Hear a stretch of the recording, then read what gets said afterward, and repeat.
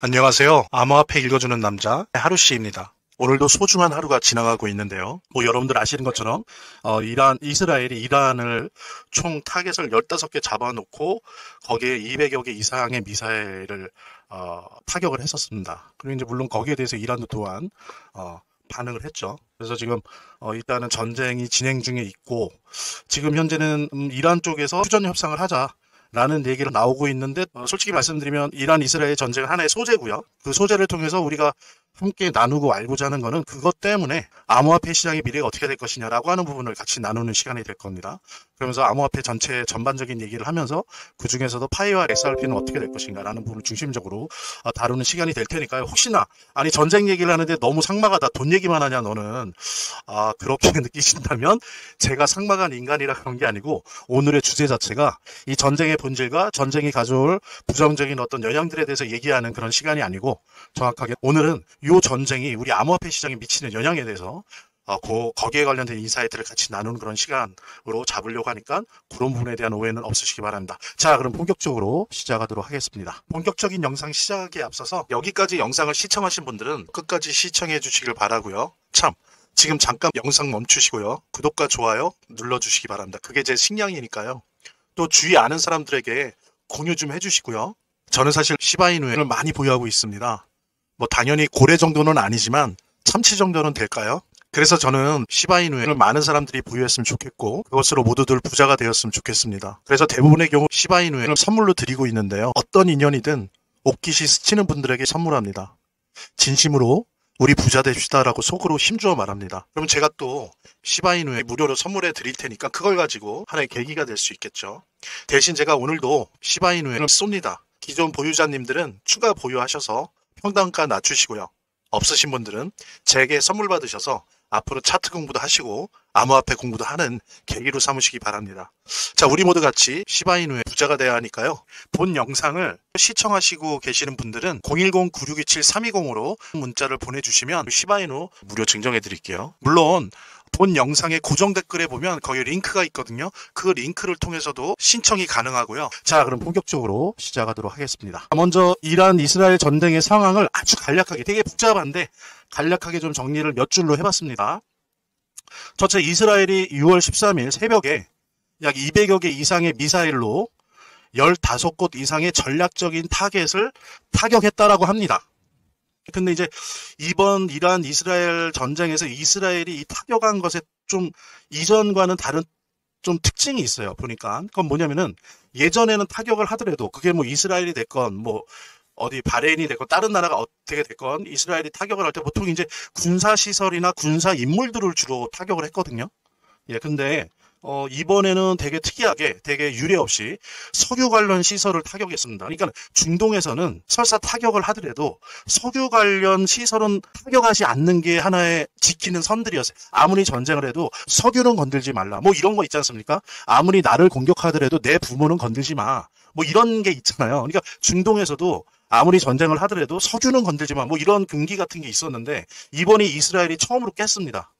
그래서 석유 관련 시설을 타격했어요, 미사일로. 이게 아주 큰 특징이, 이게 뭘 의미하는가? 예. 그 다음에 또 두 번째로는 핵시설을 파괴했어요. 지상에 드러나 있는 핵시설을 파괴했다는 거. 이 부분이 이번 이스라엘이 이란을 타격하는 데 있어서 이전 다른 나라를 타격하는 것과 좀 구별되는 그런 특징입니다. 근데 이제 그나마 이란 입장에서 볼 때는 다행인 게, 특히 핵시설 같은 경우에 지상만 타격을 했어요. 그래서 지하 핵시설 같은 경우에는 타격하지 못했다. 근데 이제 미국이 언론을 통해서 슬슬 흘립니다. 계속 너희들 말 안 들으면 이거 벙커버스터 쓸 수도 있어. 이런 얘기를 언론을 통해서 흘리고 있습니다. 지금 다른 때, 이전에 다른 전쟁과 아주 다른 게 있어요. 하나가 뭐냐면 급격한 유가 인상이 아직은 아니에요.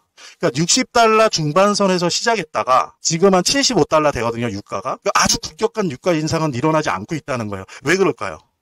많은 분들 아시겠지만 더 이상 미국이 원유 수입국이 아닙니다. 아시죠? 미국이 원유 수출국이에요. 그러니까 세계 원유 시장에서 예전처럼 중동의 석유가 차지하는 비중이 현격히 낮아졌습니다. 세계 최대의 석유 원유 수출국은 미국이에요. 세일유죠, 세일유. 예, 막 퍼내고 있죠. 미국 같은 경우에는 개인도 퍼내서 있어요. 지네 집 밑에 세일유가 매장돼 있다. 그러면 그냥 사업자 내갖고 개인이 팝니다. 장비 사다가. 세금만 내면 팔 수가 있어요. 그러니까 그런 식으로 어쨌든 지금 이제 미국이 그러다 보니까 예전처럼 중동에서 전쟁이 벌어졌을 때 아주 급격하게 유가가 인상되지 않아요. 사실은 예전의 경우를 보면 지금 정도 됐으면 막 90달러, 100달러 임박해야 되거든요. 근데 지금 75달러 정도밖에 안 된다라고 하는 거는 이게 이제 어떤 중동 전쟁에 있어서 이것이 유가에 미치는 어떤 패턴이 예전과는 다른 모습을 보이고 있는데 그것의 가장 큰 원인은 뭐다? 세계 원유 시장에서 이제는 중동이 차지하는 비중은 낮아지고 미국이 차지하는 비중이 높아졌기 때문에 이런 현상이 벌어지고 있고요. 제가 뒤에서 아마 얘기할 텐데 바로 이러기 때문에 트럼프가 직접 미국이 타격을 한 건 아니지만 이스라엘이 이란을 타격하는 데 있어서 반대하는 이유일 수도 있어요. 왜냐하면 예전 같았으면 이렇게 쉽게 오케이 할 리가 없거든요. 자기네들도 피해가 되기 때문에. 근데 이제 이거를 리스크 해치할 수 있다는 거죠. 유가에 대해서 이제 미국은. 그렇다고 변수가 없는 건 아닙니다. 만약에 그 이란 앞바다 있죠. 특히 아시아 지장 여기서는 다 거기를 지나가는데 이란의 앞에 있는 그 호르무즈 해협.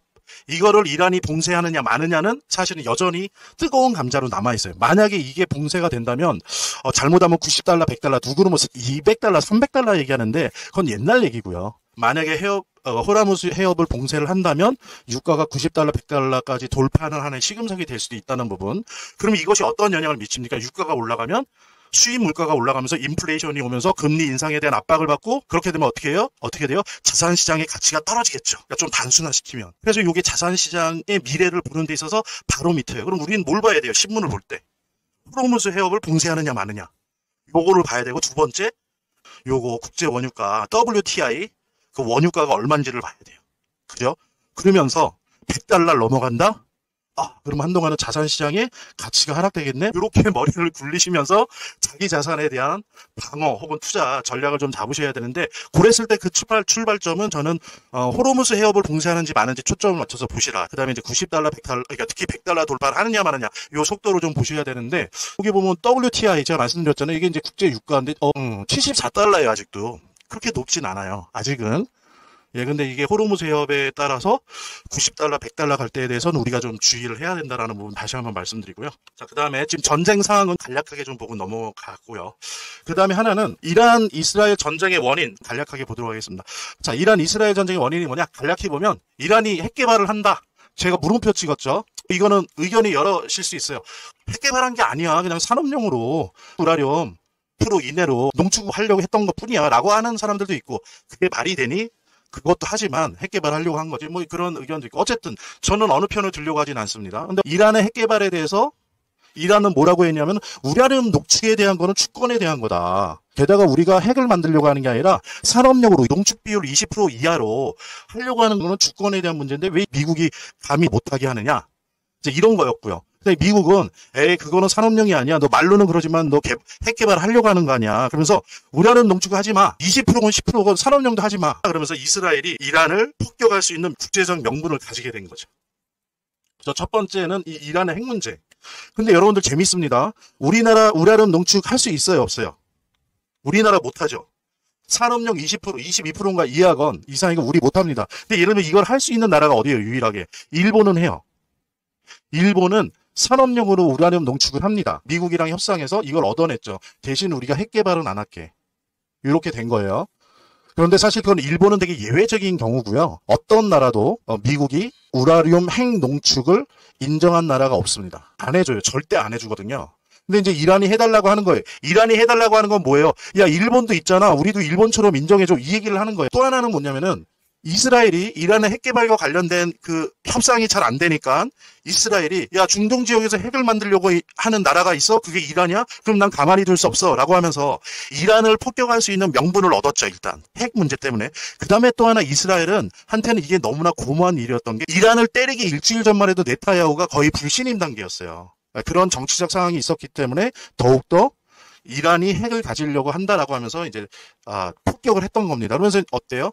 원래 이제 네타냐후가 불신임 상황이 된 거는 가자 지구에서의 전쟁이 자꾸 장기화되고 그다음에 군 진지병에 관련된 법률이 많은 국민들의 반대를 받았어요. 그러니까 네타냐후 지지율이 20%도 안 되던 게 일주일 만에 지금 70%대예요. 이게 올라간 겁니다. 그러니까 그리고 미국 입장에서는 어때요? 이란 이거 얄미웠고 타협도 안 해주고 힘도 없는 게 감히 타협도 안 해주고 얄미워 죽겠는데 어떻습니까? 이스라엘이 때려주니까 트럼프 입장에서는 얼마나 고마워요. 자기가 하고 싶은 일을 대신해 주니까. 그러면서 또 어떻습니까?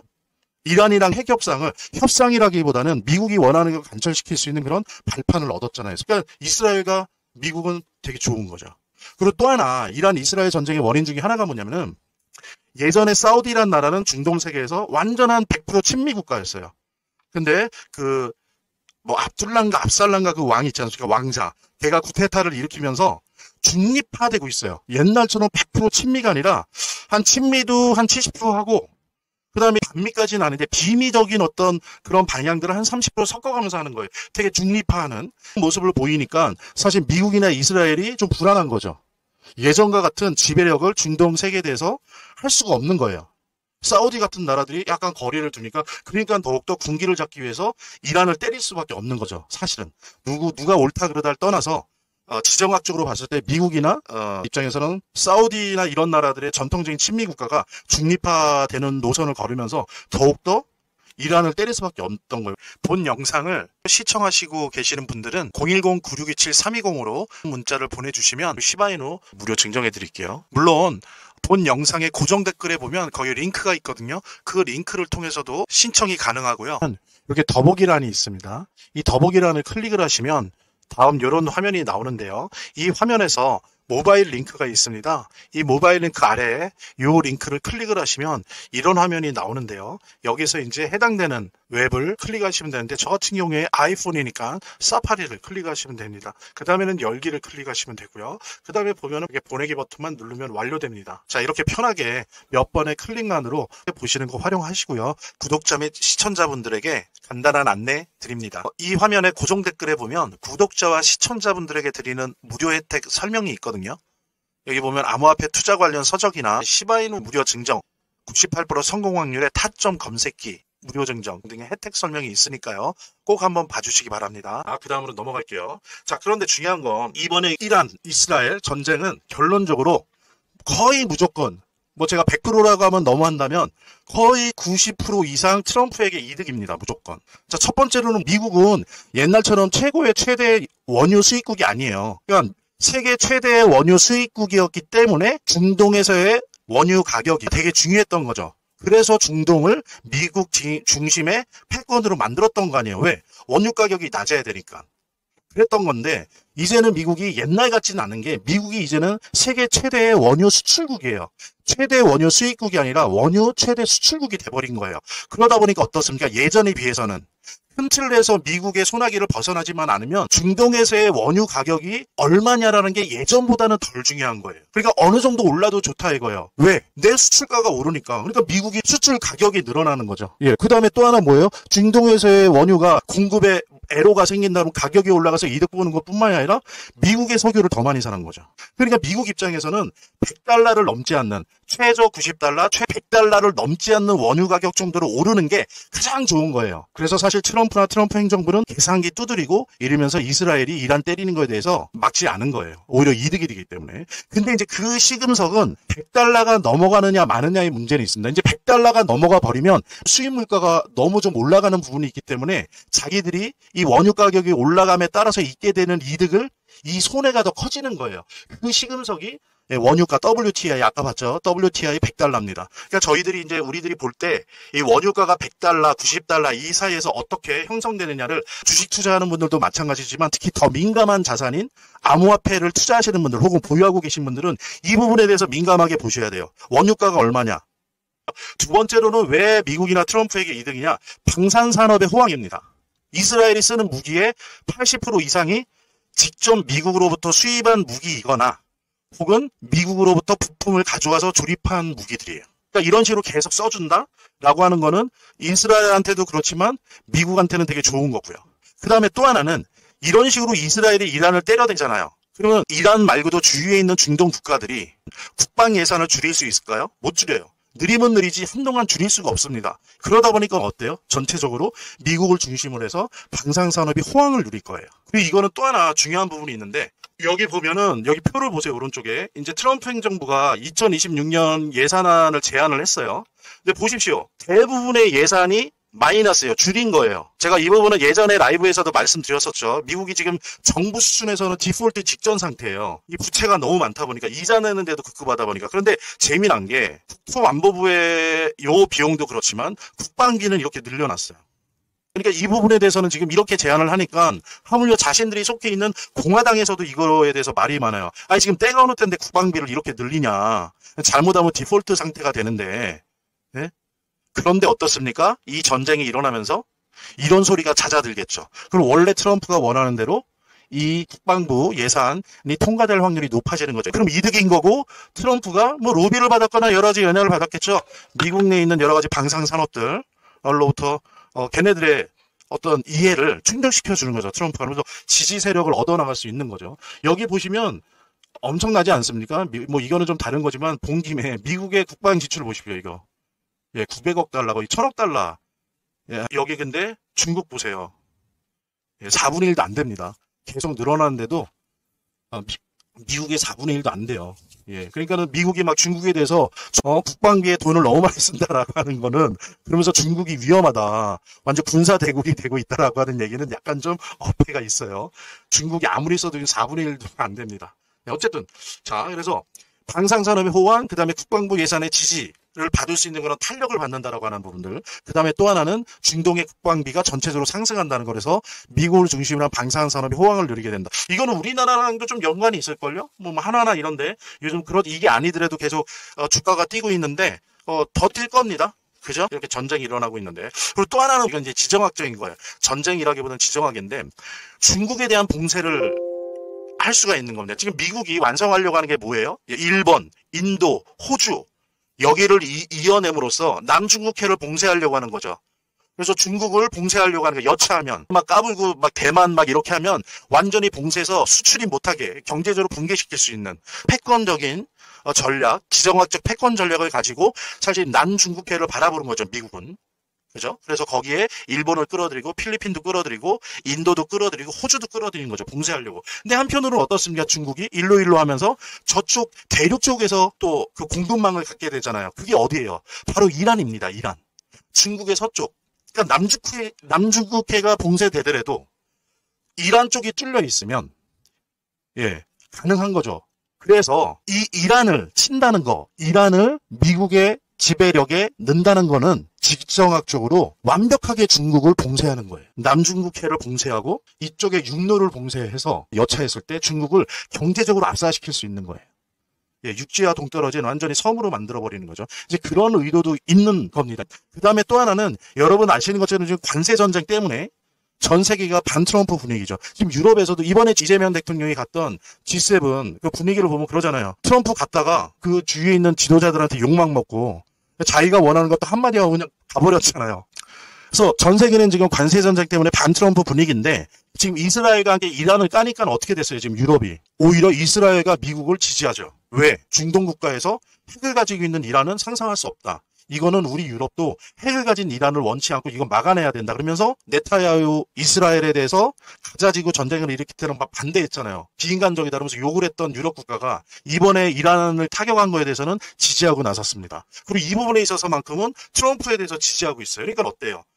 관세 전쟁으로 인한 반트럼프 분위기, 특히 유럽이 가지고 있는 반트럼프 분위기를 반이란 분위기로 만드는데 공을 세우고 있는 겁니다. 그러면서 중국을 봉쇄하고 미국의 패권을 실현시키는데 한층 더 유리한 국제적 환경을 지금 만드는데 이것이 아주 큰 도움이 되고 있는 거죠. 자, 그 다음에 이제 중요한 건 암호화폐로 넘어갑니다. 이 이란, 이스라엘 전쟁이 암호화폐 시장에 미치는 영향이 어떤가에 대해서 이제 좀 같이 이야기 나눠보도록 하겠습니다. 암호화폐나 금 같은 경우에는 제가 결론적으로 여기 오타가 있네요.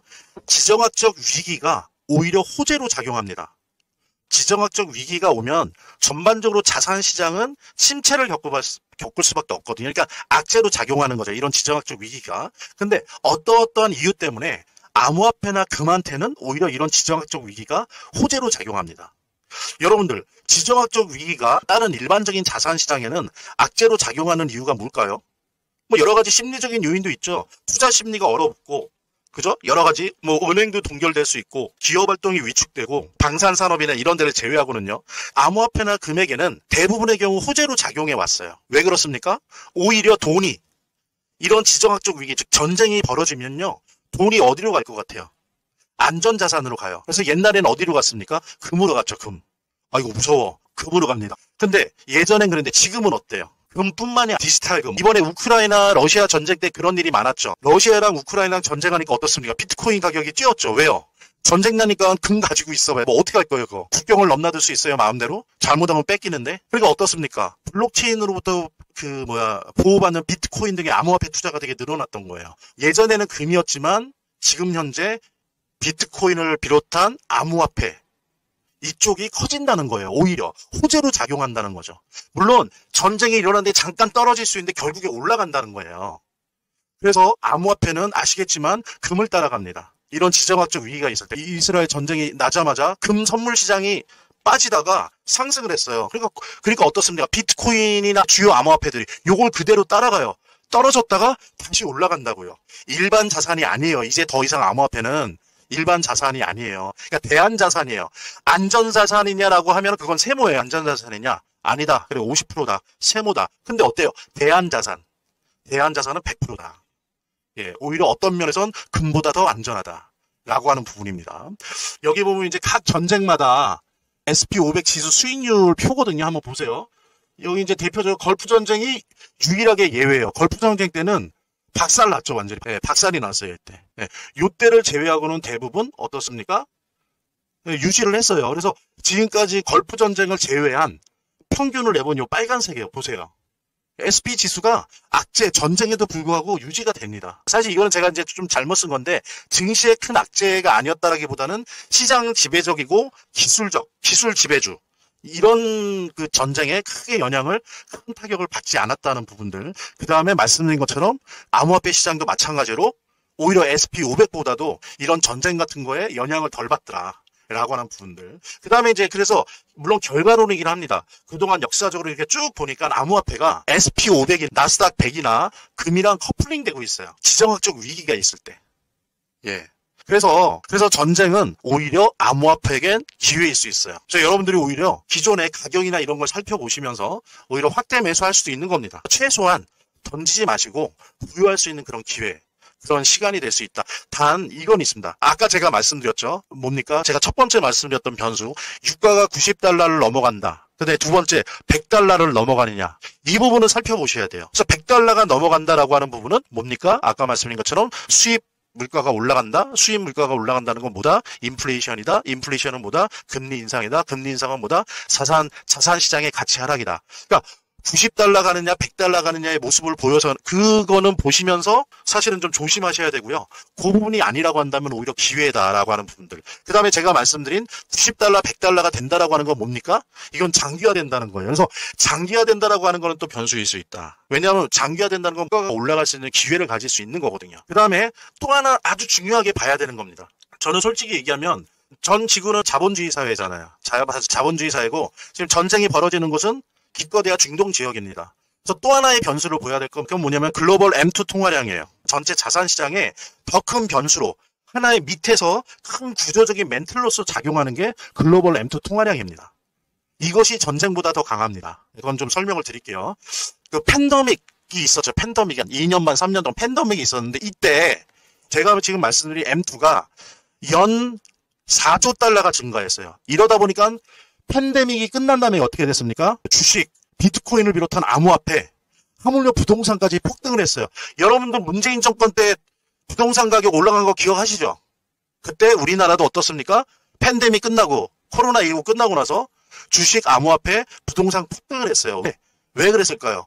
당시 통계를 보니까 팬데믹 때 미국 기준으로 연 4조 달러가 증가했기 때문에 엄청난, 그러니까 4조 억 원이 아닙니다. 4조 달러예요. 이때 이게 1943년 이후로 M2 통화량이 최고로 증가한 시기였다라고 합니다. 그러니까 이 통화량이 많아지다 보니까 어때요? 이것이 각 자산에 달라붙습니다. 특정 자산 시장에 달라붙으면 무슨 일이 벌어집니까? 실제 가치 가격과 상관없이 거품이 일어나요. 그래서 폭등을 하게 됩니다. 폭등. 이때 가장 가깝게는 팬데믹 때도 그랬고요. 시간 관계상 안 써놨는데 2008년도, 2009년도 때 금융위기 있었죠. 이 금융위기를 이겨내려고 전 세계가 통화량을 막 찍어냈었어요. 그때도 그 이후로 어때요? 부동산 폭등, 주식 폭등, 암호화폐도 그때 엄청나게 뛰었었습니다. 그 다음에 보십시오. 세계 기축통화라고 하는 달러도 미국이 계속 찍어내죠. 채권 발행하면서 계속 찍어내요. 그리고 전 세계가 이거를 전 세계 거래의 기축통화로 사용해요. 그 다음에 어떻습니까? 브레튼 우즈 체계에 의해서 각 나라가 로컬 통화를 해요. 그러면서 계속 찍어내요. 중앙은행을 통해서 계속 찍어내면서 그 밑에 있는 상업은행을 통해서 계속 BIS 비율에 의해서 계속 밀어내죠. 그래서 통화를 계속 부풀려내요. 즉 M2는 증가량이 차이는 있지만 결국에는 우상향을 하거든요. 근데 어때요? 비트코인은 딱 고정되어 있어요. 2100만 개. 파이코인 어떻습니까? 파이코인도 딱 고정돼 있죠. 1000억 개로. XRP도 어때요? 딱 1억 개로 고정돼 있죠. 기축통화나 로컬통화는 전 세계에서 계속 찍어내면서 M2는 올라가는데 이 코인들은 고정돼 있다고요. 그러니까 어때요? 중장기적으로는 가치가 속도의 차이는 있지만 올라갈 수밖에 없는 거예요. 자, 그래서 보십시오. M2 통화량이 어떤지 아셔야 돼요. 2025년 1월부터 6월간 정확하게 9조에서 10조가 증가했어요. 2019년, 20년, 21년 요때 연 4조 달러 증가했는데 주식, 암호화폐, 부동산 폭등했습니다. 지금 어때요, 올해? 무려 6개월간 9조에서 10조 달러가 증가했습니다. M2 통화량이. 팬데믹과 비교해보세요. 그럼 제가 그냥 여쭤볼게요. 자, 하반기에 어떻게 될 것 같습니까? 암호화폐가. 비트코인이나 알트코인 어떻게 될 것 같으세요? 그래서 지금 뭐냐면 글로벌 M2 통화량을 봤을 때 하반기에 자산시장은 엄청나게 뛸 거예요. 암호화폐 시장도 뭐 SP500이나 M7이나 이런 쪽의 주식들 엄청나게 뛸 겁니다. 하반기에 여러분들 돈이 이렇게 풀려갖고 이 돈이 어디로 갈 것 같아요? 우주로 날아가요? 바닷물에 잠겨서 사라집니까? 6개월 동안 무려 9조 10조를 풀었어요. 팬데믹 때도 4조 풀었는데 그럼 이 돈이 어디로 가? 자산시장에 달라붙는다고요. 그럼 자산시장에 이 많은 돈이 달라붙으면 무슨 일이 벌어지겠어요? 거품이 생깁니다. 거품. 그러면 엄청 뛸 거예요. 그래서 제가 말씀드리는 겁니다. 여유 있으면 확대 매수하셔야 될 시기라는 게 바로 이런 것 때문이에요. 그리고 이거는 올해 안에 안 끝날 거예요. 이렇게 돈이 많이 풀렸는데 이게 올해로 끝날 것 같습니까? 내년까지도 가지? 어쨌든 자 이렇습니다. 그 다음에 글로벌 M2 통화량 플러스 더 무서운 거를 보여드릴게요. 이게 무섭지 않으시나? 저는 무서운데 여러분들 FED 알죠? 미국의 연방준비은행, 미국의 중앙은행 역할을 하고 있잖아요. 금리 정하고 통화량 정하고 그러잖아요. BIS 비율 이런 거 정하고. 근데 이 연방준비은행이 금리 동결했죠. 근데 여러분들 금리 발표는 1년에 8번 하나요? 그죠? 1, 3, 5, 6, 7, 11, 12. 1년에 8번 발표하는데 지금 이제 6월달 한 거예요. 그 다음에 이제 뭡니까? 7월달 있을 거고 9월달 있을 거고 11월, 12월 있을 거예요. 근데 저는 중요한 게 점도표라는 걸 중요하게 보거든요. 점도표는 뭐냐면 연방준비은행에 11명의 위원들이 있어요. 얘네들은 독립적인 기관들이에요. 물론 그 조지 파월 페드 의장이 최종적으로 결정하지만 얘네들도 독립적인 자기 의견을 가져요. 그래서 금리에 대한 입장을 이렇게 표지한다고요. 표식. 이거를 이제 점도표라고 해요. 근데 제가 지금 점도표 구한 거를 보여드릴게요. 사람들이 너무 점도표를 안 보는데 이게 되게 중요해요. 이거 보면은 페드가 앞으로 어떻게 할지가 보인단 말이에요. 자, 보십시오. 자, 이게 2025년 3월이에요. 3월 이랬어요. 지나간 일이죠. 자, 이번에 준이 6월이죠. 이번이에요, 이번. 요때 어땠어요? 여기 4.2에서 4.50에 몇 명이에요? 하나, 둘, 셋, 넷, 다, 7명이 오케이. 여기다 찍은 거예요. 그러니까 미국의 기준금리는 요게 돼야 된다라고 7명이 이렇게 찍었다고요. 이번에. 그 다음에 2명은 어떻게 찍었어요? 4.2에서 4.0이다. 그러니까 한 번 내릴 정도. 2명밖에 안 돼요. 근데 여기 보십시오, 이거. 하나, 둘, 셋, 넷, 다, 8명이. 무려 8명이 4.0에서 3.75를 찍었어요. 근데 중요한 게 여러분들, 이거는 좀 외우세요. 중간값이 중요해요. 중간값. 근데 여기서는 중간값이 어딥니까? 이 검은색이에요. 검은색. 자, 보세요. 그러니까 19명의 중간값이 뭐냐가 중요하거든요. 이 검은색이 한 칸만 위로 갔어도 어때요? 4.0에서 4.25였어요. 그럼 그건 뭐예요? 금리 인하하더라도 한 번만 한다 입장이에요. 근데 중간값을 의미하는 이 사람의 의견이 뭐예요? 4.0에서 3.75. 이 얘기는 뭡니까? 금리 인하를 2번 한다는 거예요. 그러니까 뭐냐면 지금 현재 상황은 이 점도표를 보면 딱 2개로 나뉘어져 있어요. 동결한다. 그 다음에 2번 인하한다. 2개로 나뉘어져 있어요. 근데 보십시오. 내년 미래를 보자고요. 뭐 내년 거를 보자는 건 아닌데 이거를 파악하려고 보는 거예요. 어때요? 다 내려와 있죠. 이렇게. 자, 여기도 보세요. 다 내려와 있죠. 중간값. 중간값이 중요해요. 검은 거 보세요. 예, 내년 3월 3.5에서 더 내려간다는 거예요. 보세요. 여기. 이렇게. 이 얘기는 뭡니까? 거의 남아있는 기간 동안 7월은 몰라도 9월, 11월 혹은 12월 금리 인하한다라고 예측할 수 있는 거예요. 뭐를 보고? 점도표를 보고. 왜 점도표가 중요하냐? 이론이 아니고 이건 실체예요, 실체. 페드를 구성하고 있는 그 페드 위원들이에요, 위원들. 위원들의 의견인 거예요. 그리고 미국에 있는 신문들이 얘기하는데 이 검은색 있죠? 이 검은색이 아마 파웰일 거래요. 라고 얘기들 하더라고요. 신문에서. 즉 뭐냐면 파월은 2번 정도 내려야 된다고 생각을 하고 있어요. 자, 근데 요건 이제 내릴게요. 점도표 앞으로도 여러분들 많이 보시길 바라고요. 저는 이 점도표를 봤을 때 9월 혹은 11월, 12월 이렇게 한 2번 정도 금리 인하가 유력하다. 라고 저는 보고요. 자, 그럼 보십시오. 완성이 되죠? 첫째.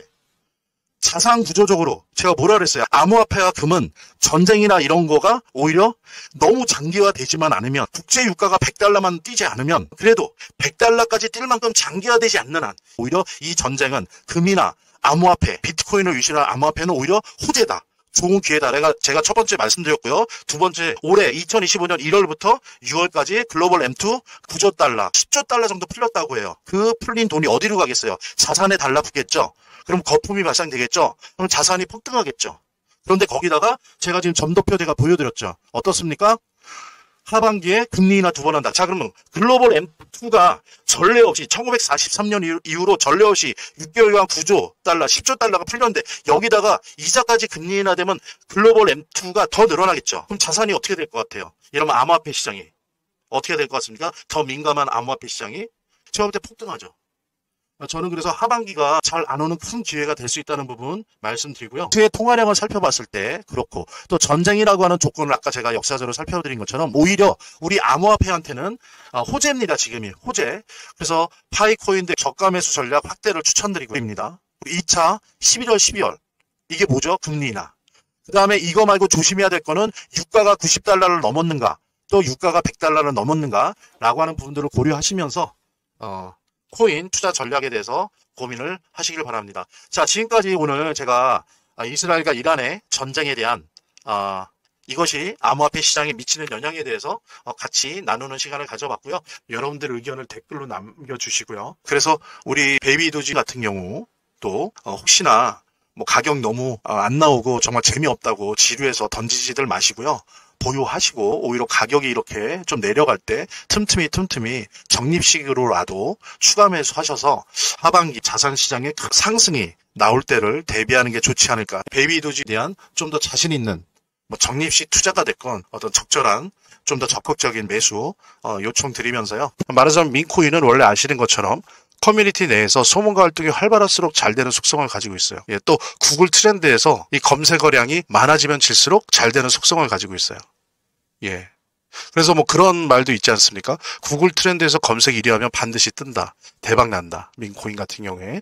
AI 스토리, AI 내러티브, AI 서사와 함께 원래 있던 민문화 사이의 교착점, 그 시장에서 가장 핫한 두 트렌드가 만나는 곳에 시바이누가 위치해 있다는 거죠. 되게 저렴해요. 그래서 사람들도 한번 사볼까? 라고 쉽게 생각할 수 있고요. 근데 이상하게, 이상하다는 표현은 좀 그런데 제가 뭐 시바이누부터 페페부터 이제 여러 가지 민코인들을 가지고 있는데 거의 한 왔다 갔다 하지만 15개에서 20개 정도를 민코인을 보유하고 있습니다. 근데 더 중요한 거는 다른 민코인이랑 진짜 다르게 이 시바이누 등장 초기에 보통들 보여주잖아요. 펌프 앤 덤핑. 한번 그러고 대부분이 99%가 그 다음에 거의 사라지는 0이 됩니다. 0. 아니면 정말 몇 년간 내내 그냥 가만히 있어요. 그런데 우리 시바이누 참 아는 사람은 아는데 고마운 게 다른 민코인처럼 처음에 역사적 폭등을 보여줬지만 그 이후에도 4번의 폭등을 보여줬다는 거예요. 이거 되게 놀라운 거거든요. 한번 찾아보십시오. 이런 민코인이 이렇게 많은지.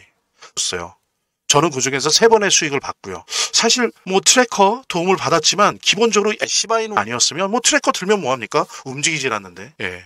그래서 시바이누 어떤 지속력, 이 변동성의 지속력, 그 다음에 그 에너지, 이 시바이누가 갖고 있는 그 개성, 이런 것들은 우리가 충분히 좀 분석을 하고 이해를 해야 됩니다. 그래서 시바이누는 투자자들에게 성장 가능성이 넓은 공간을 제공합니다. 그래서 여러분들이 매도 매수 단기로 하든 아니면 쭉 들고 가는 장기 투자자든 분명히 이젠 이 시바이누 주목할 만한 민코인에 틀림없어요. 그리고 보기 드물게 폭등이 자주 일어난다라고 하는 부분은 이거 꼭 잊지 마십시오. 시바이누 새끼 고래로서 항상 그랬던 것처럼 제가 오늘 제 영상을 시청해 주신 분들에게 시바이누 무료 증정해 드릴게요. 이제 이것으로 암호화폐 투자 시작하시기 바라고요. 그리고 이제 이런 민코인은 제가 말씀드린 것처럼 고래 주소랑 패턴을 추적하고 카피하는 트래커 없으면 재미를 보기 힘들어요. 그래서 안내해드린 대로 연락을 주시면 시바이누 코인 무료 증정과 함께 고래 주소를 알 수 있는 비공개 정보방, 그리고 이 주소를 가지고 일단 연습이라도 할 수 있는 무료 트래커 증정해 드리도록 하겠습니다. 자, 안내해 드릴게요. 본 영상을 시청하시고 계시는 분들은 010-9627-320으로 문자를 보내주시면 시바이누 무료 증정해 드릴게요. 물론 본 영상의 고정 댓글에 보면 거기 링크가 있거든요. 그 링크를 통해서도 신청이 가능하고요. 저희 화면, 제 동영상 화면 아래를 보면 이렇게 더보기란이 있습니다. 이 더보기란을 클릭을 하시면 다음 이런 화면이 나오는데요. 이 화면에서 모바일 링크가 있습니다. 이 모바일 링크 아래에 이 링크를 클릭을 하시면 이런 화면이 나오는데요. 여기서 이제 해당되는 웹을 클릭하시면 되는데, 저 같은 경우에 아이폰이니까 사파리를 클릭하시면 됩니다. 그 다음에는 열기를 클릭하시면 되고요. 그 다음에 보면은 이렇게 보내기 버튼만 누르면 완료됩니다. 자, 이렇게 편하게 몇 번의 클릭만으로 보시는 거 활용하시고요. 구독자 및 시청자분들에게 간단한 안내 드립니다. 이 화면의 고정 댓글에 보면 구독자와 시청자분들에게 드리는 무료 혜택 설명이 있거든요. 여기 보면 암호화폐 투자 관련 서적이나 시바이누 무료 증정, 98% 성공 확률의 타점 검색기, 무료 증정 등의 혜택 설명이 있으니까요. 꼭 한번 봐주시기 바랍니다. 구독과 좋아요 한 번씩 눌러주시고요. 제 채널의 유일한 에너지니까요. 다음 영상에서 다시 찾아뵙겠습니다. 시청해주셔서 감사합니다.